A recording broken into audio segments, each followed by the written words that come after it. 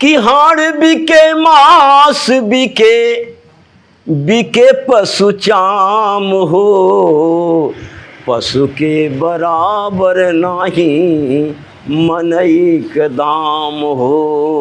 और बिरहा मूल है सर, ये कभी नाश होने वाला नहीं। जब बिरहा शुरुआत किया हम लोगों ने तो जो उससे हमको आत्मसंतुष्टि मिलती थी। हमारे बड़े भाई जो थे वो कहीं प्रोग्राम होता था तो ढोल खुद ले लेते थे, करताल तू खलीफा है आगे आगे चल। आप जब लौटे जी सर अपने गांव में, जी, तो गांव में फिर किस तरीके से आजीविका और परिवार को आपने साधा और कैसे अपनी कला को साधा? मैं रामचरितमानस कहता था, जो कुछ मिलता था घर का जो ज़रूरतें होती थी उसको पूरा करता था। बिरहा की चुनौतियां बढ़ रही हैं तो उसको कैसे पार पाएंगे उससे?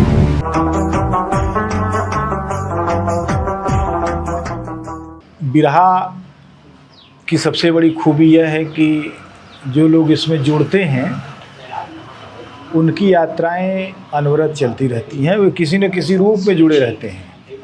और कई लोग तो ऐसे हैं जो बिरहा में आए, बिरहा से राजनीति में गए, राजनीति से सिनेमा में गए और फिर बिरहा में आए और बहुत कुछ उल्लेखनीय किया।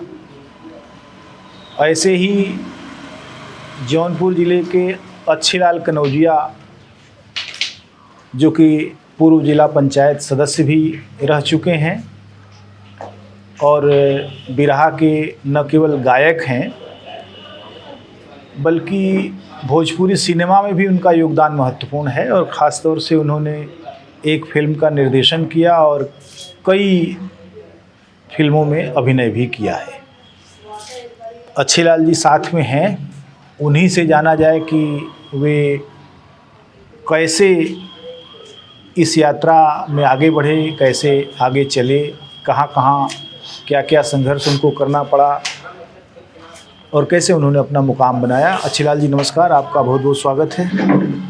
सबसे पहले मैं आपके चैनल के माध्यम से समस्त बिरहा प्रेमियों को हार्दिक अभिनंदन वंदन करता हूं, क्योंकि आपके माध्यम से हमारी जो बात है हमारे श्रोताओं तक पहुंचेगी, इसके लिए मैं आपका भी बधाई देता हूं। और बिरहा मूल है सर, ये कभी नाश होने वाला नहीं है, ये अनवरत चलता रहेगा।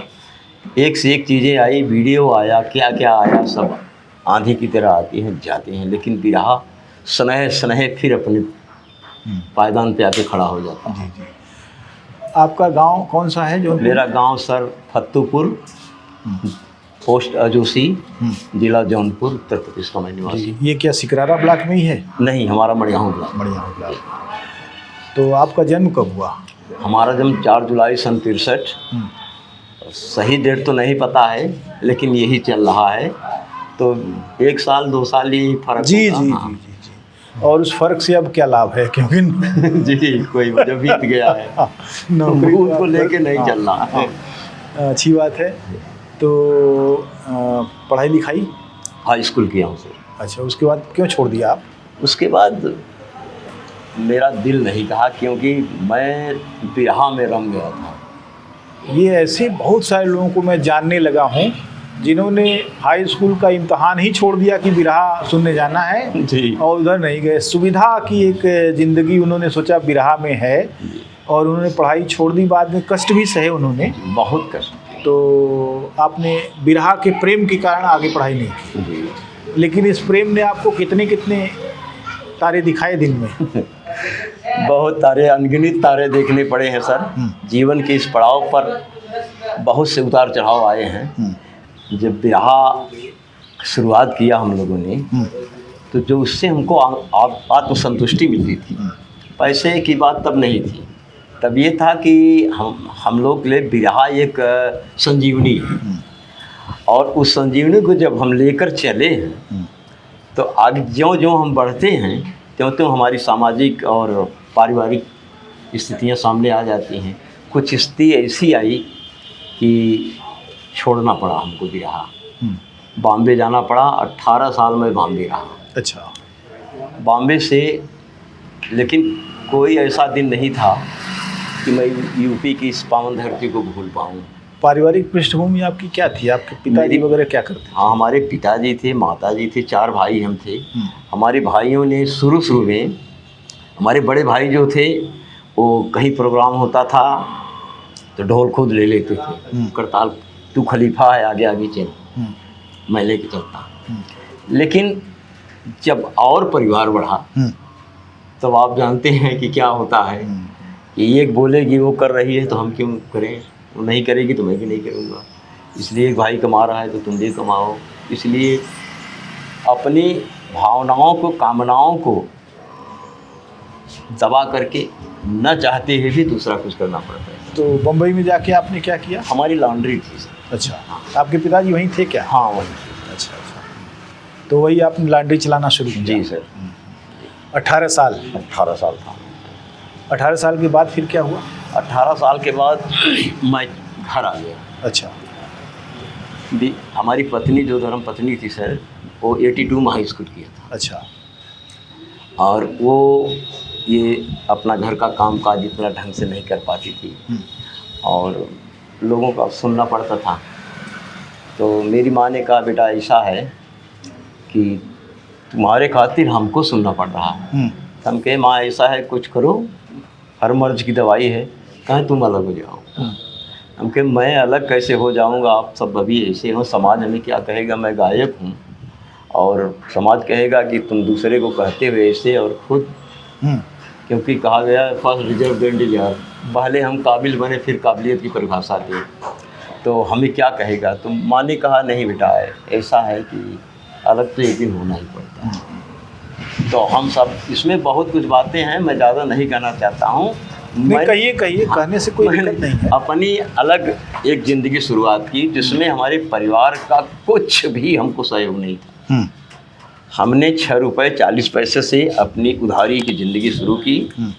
हमारे गुरु श्री राजनारायण यादव और कजरी के गुरु श्री बंसराज यादव ने हमें किसी चीज़ की कमी नहीं होने दी सर, और मेरा जीवन जो है निर्वाह होते चला गया। आज यहाँ तक पहुँचा कि मेरे 2 बच्चे और 2 बच्चियाँ, सबकी शादी कर दिया हूँ। बड़ा लड़का मेरा डी.फार्मा है, छोटा ग्रेजुएशन किया है, बड़ी बहू हमारी BA B.Ed AA में, छोटी बहू B.Com काम है, और आपके आशीर्वाद से पोता और पोती का भी क्या बात, गोद में खिलाने का अवसर प्राप्त हो गया है। बहुत अच्छी बात है। तो ये मुझे बताइए कि फिर आप जब लौटे जी सर अपने गांव में, जी, तो गांव में फिर किस तरीके से आजीविका और परिवार को आपने साधा और कैसे अपनी कला को साधा? क्या बात है, बहुत अच्छा प्रश्न किया सर आपने। उस समय रामचरितमानस का शुरुआत था और हमारी एक टीम बनी। मैं रामायण कहता था लेकिन सामने वाला हमारे जो है हमारे ढंग का नहीं होता था। तो एक कलाकार मुझे मिला, हम दोनों कह रहे थे, तो उसके गांव में गए थे, तो वो भी अपने गांव का एकदम मजबूत कलाकार था। तो उसके सामने मैं जाके बैठ के रामायण कहना शुरू कर दिया। उस सब गांव वाले देख रहे थे कि अभी ये 2 मिनट में चला जाएगा, क्योंकि उसको जानते थे, हमको नहीं जानते। करीब 3 घंटे बीत गए, न उधर से कम न इधर से कम। तब सब लोग, हम लोग विश्राम करने के लिए जब उठे तो उस कलाकार से हम लोगों ने हाथ मिलाया। उसने कहा, चलो यार हम लोग एक टीम बनाते हैं। और उस टीम के जरिए सर मैं करीब 15-16 साल रामचरितमानस कहा, और भोजपुरी की देन हम लोग की है। मैं गर्व से नहीं कह रहा हूँ, लेकिन जो पहले क्लासिकल और फिल्मी होती थी, तो जो भोजपुरी जली है वो हम लोगों ने निकाला। अच्छा, रामायण रामचरितमानस के पाठ में? जी हाँ जी जी। उसके बाद अपनी गृहस्थी चलने, और कोई मुझे साधन नहीं था। मैं रामचरितमानस कहता था, जो कुछ मिलता था घर का जो ज़रूरतें होती थी उसको पूरा करता था, और उसी से मैं खुश था। सब बढ़िया था। और आपकी कृपा से 2010-11 में मैं कांवड़ लेके गया विंध्याचल, और कांवड़ में मैं सबसे पीछे था। मजूसी आप कभी आइएगा, वहाँ पावन धाम मजूसी महावीर धाम है, बहुत सुंदर स्थान है। और जब वहाँ कांवड़ लेके आया मैं, तो एक लड़का बोला, भैया आप सबसे पीछे हो, आप सबसे आगे जाओगे।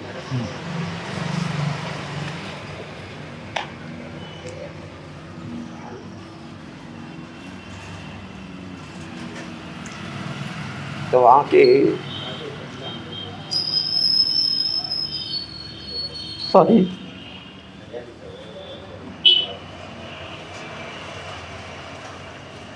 जिंदगी में भावनात्मक पल आते हैं और उनको हमेशा आने देना चाहिए।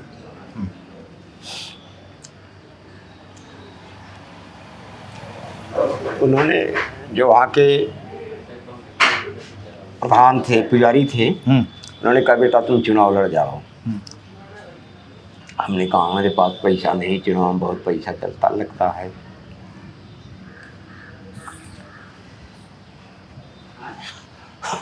कहने लगे तुम्हारे साथ हनुमान जी हैं। हम कहे ठीक है जैसा है तुम।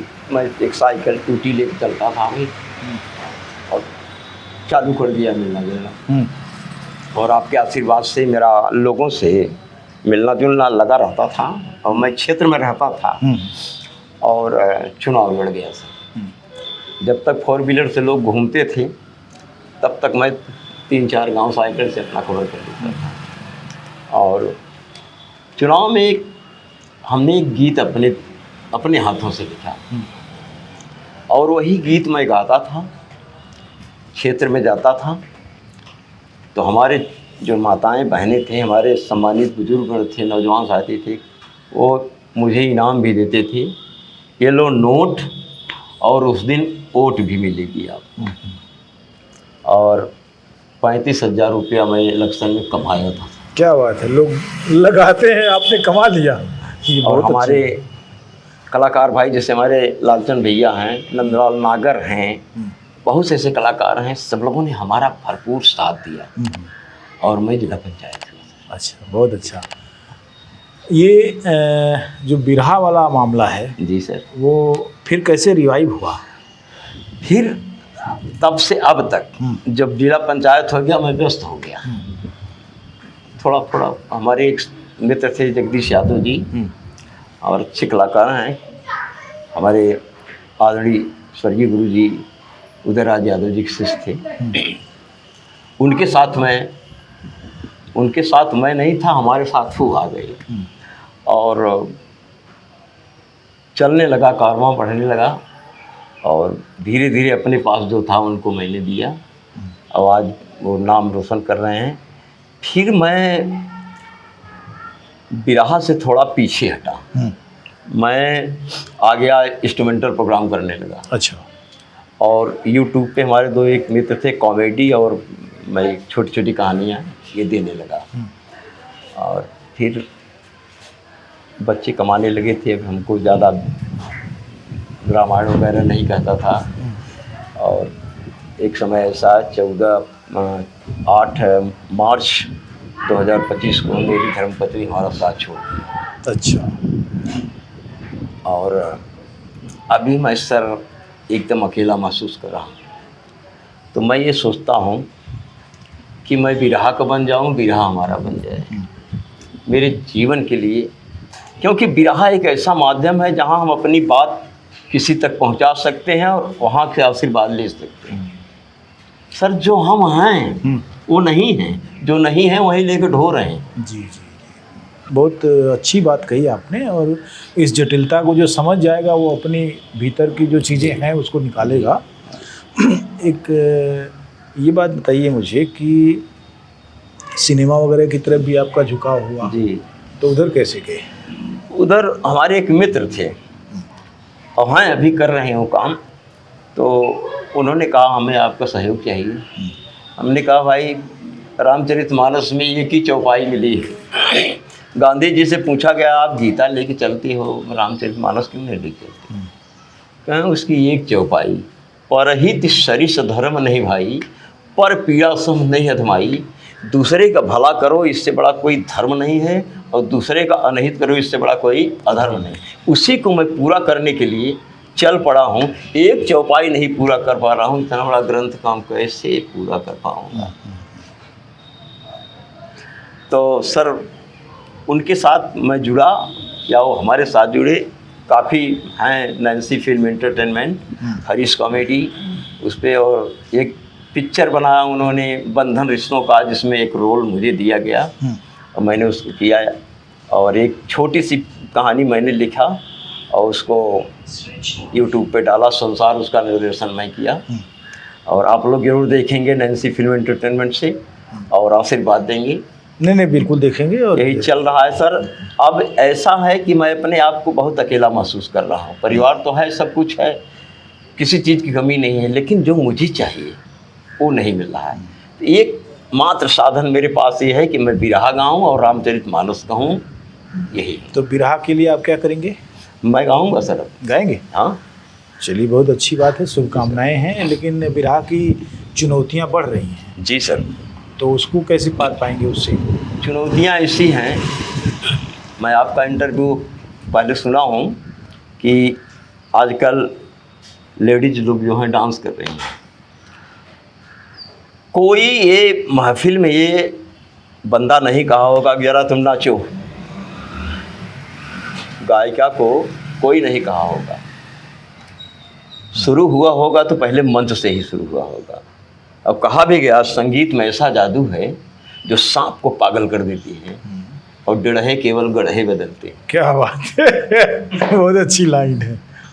तो ये सर, जो नाच रहा है नाचने दीजिए, जो गा रहा है गाने दीजिए। हम दूसरे को कैसे खुश रखें, दूसरे को कैसे आनंदित करें, ये हमारा कर्म होना चाहिए। और हम सभी कलाकार बंधुओं से चाहते हैं कि हम दूसरे को खुश कैसे कर दें, यही हमारी प्राथमिकता है और यही बिरहा का मुख्य लक्ष्य है। जो चीज़ें दबी हुई हैं उसको हम श्रोताओं के समक्ष रखें, उनको बताएं और उनसे कुछ लें।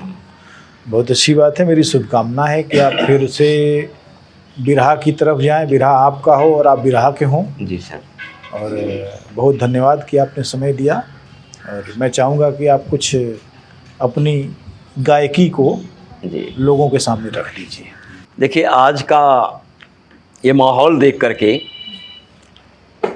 एक ज़्यादा नहीं, हम एक लाइन गाएंगे कि हाड़ बिके मांस बिके, बिके पशु चाम हो, पशु के बराबर नाही मनई के दाम हो। गीता में कहा गया है, किसी भैंस को, किसी पशु को, किसी पक्षी को ये नहीं बोलना है कि तुम ये बोला कि ये तुम बन जाओ, लेकिन भगवान कृष्ण ने कहा मनुर्भव। अरे मानो को तो मानो बनना, कहे ज्ञानी ध्यानी, पर ये मानो पशु से बढ़कर करे शैतानी, करे शैतानी। पर ये मानो पशु से बढ़कर करे शैतानी, करे शैतानी। हमें भगवान ने भेजा है इस दुनिया को सजाने के लिए। बट गए हम दीवारों के अंदर, वरना मालिक ने तो सबकी खातिर एक आकाश की छत बनाई, एक धरती के आंगन सजाया। और हम यही कहेंगे कि शहर में आज ये ताज़ी खबर है, हर इंसान को इंसान से डर है।